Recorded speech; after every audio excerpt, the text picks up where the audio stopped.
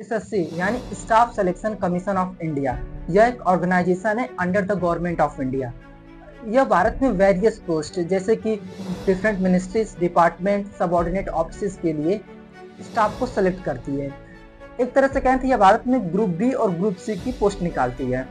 अभी जो प्रोटेस्ट चल रहा है इंडिया में, यह एसएससी खिलाफ ही चल रहा है। और आगे समझते हैं कि आखिर ये क्यों चल रहा है। दरअसल समस्या यह है कि 24 जुलाई से 1 अगस्त के बीच एसएससी फेज 13 का एग्जाम होना था। और जब स्टूडेंट एग्जाम देने सेंटर पर गए तो किसी का सर्वर काम नहीं कर रहा था, किसी का कीबोर्ड काम नहीं कर रहा था, तो कहीं माउस काम नहीं कर रहा था। एक टीचर बताते हैं कि एस्पिरेंट काफी ट्रेवल कर कर एग्जाम सेंटर पर जाते हैं, फिर उनको बताया जाता है कि एग्जाम कैंसिल हो गया है। तो आप उन स्टूडेंट के बारे में सोचिए जो इतना ट्रेवल कर कर आ रहा है। 400 से 500 किलोमीटर वो ट्रेवल कर रहा है। मतलब कि अगर कोई स्टूडेंट राजस्थान का है तो उसका सेंटर हरियाणा भेज दिया जा रहा है, कोई उत्तर प्रदेश का है तो उसका सेंटर गुजरात में भेज दिया जा रहा है। जिन स्कूलों या फिर जिन जगहों को एग्जाम सेंटर बनाया गया था उनकी हालात आप जानेंगे, शॉक हो जाएंगे। एक सेंटर ऐसा था कि जहां नीचे कैटल बंधी हुई थी और ऊपर बच्चे एग्जाम दे रहे थे। सोचिए कि वहां का माहौल कैसा था। एक सेंटर पर बाउंसर मौजूद थे ताकि बच्चे कंसर्न को रेज न करें। अब मुझे यह नहीं समझ में आ रहा है कि वहाँ पर बाउंसर क्या कर रहे थे। कई स्टूडेंट ने यह भी क्लेम किया कि उनका जो एग्जाम सेंटर था वो काफी रिमोट और अनसेफ लोकेशन पर था। एक स्टूडेंट यह पूछता है कि हम लोग काफी कुछ मैनेज कर कर यहाँ पर आ जा रहे हैं और हमें पता चलता है कि एग्जाम कैंसिल हो चुका है, तो हमारा पैसा, समय और मोस्ट इम्पोर्टेंट एक क्रूशियल ईयर जिसमें हम लोगों ने काफी कुछ प्रिपरेशन किया था, यह सब वेस्ट हो जाता है। तो इसका रिस्पॉन्सिबल है कौन?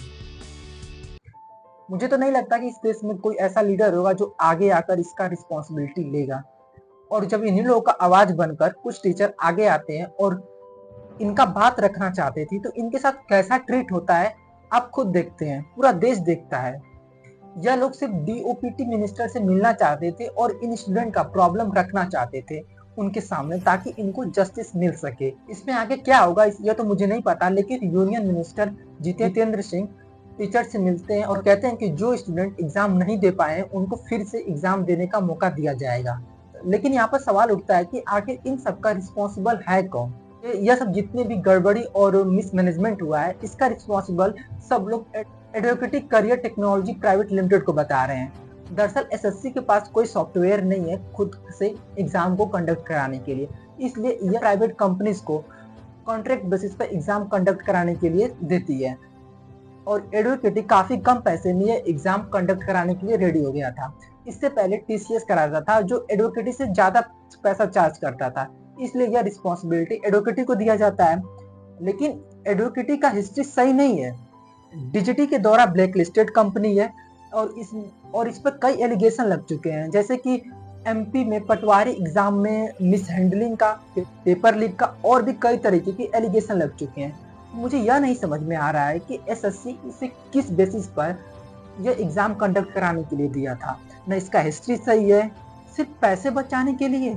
कुछ स्टूडेंट तो यह भी पूछ रहे हैं कि जब एडवोकेटी फेज 13 का एग्जाम को सही से कंडक्ट नहीं करा पा रही है तो एसएससी सीजल जैसे बड़े एग्जाम को कैसे कंडक्ट करा पाएगी जहां 30 लाख से ज्यादा बच्चे एग्जाम देंगे। इसका जवाब तो एसएससी सीजल का एग्जाम होने पर ही पता चलेगा। लेकिन मैं आपको बता दूं, इंडिया में पेपर लीक्स की खबरें कोई बड़ी बात नहीं है। UPSC, NEET, board exam, UP TET, ऐसे कई एग्जाम है जिसमें पेपर लीक की खबरें आ चुकी हैं। जो भी कुछ कह रहा हूँ डिस्क्रिप्शन में लिंक है, आप खुद जाकर वेरीफाई कर लीजिएगा। इंडिया टुडे में पब्लिश एक रिपोर्ट के मुताबिक इंडिया में पिछले 7 सालों में 70 पेपर लीक की खबरें आ चुकी हैं, जिससे 1.7 करोड़ स्टूडेंट अफेक्ट हुए हैं। थोड़ा और आगे बढ़े तो पिछले 10 सालों में इंडिया में 89 पेपर लीक से खबरें आ चुकी हैं। भारत में पेपर लीक से खबरें आना बहुत कॉमन हो चुका है। यहाँ पे मैं एक बात कहूंगा कि जब किसी भी एग्जाम का पेपर लीक होता है ना, तो उस एग्जाम को बैठकर देने वाले सभी स्टूडेंट के साथ अन्याय होता है। स्टूडेंट का भरोसा टूटता है इस सिस्टम से। अब आप भारत को विश्व गुरु बनाना चाहते हैं और दूसरी तरफ विश्व गुरु बनाने के लिए जो सबसे इम्पोर्टेंट हथियार है यानी नॉलेज, उस पर ध्यान नहीं दिया जा रहा है। इस देश में पेपर लीक की खबरें बहुत कॉमन होती जा रही हैं। और ये जो प्रोटेस्ट चल रहा है एसएससी के खिलाफ, आई होप कि इसका गवर्नमेंट एक अच्छा निर्णय देगी। बाकी आपका क्या राय, कमेंट में जरूर बताइएगा।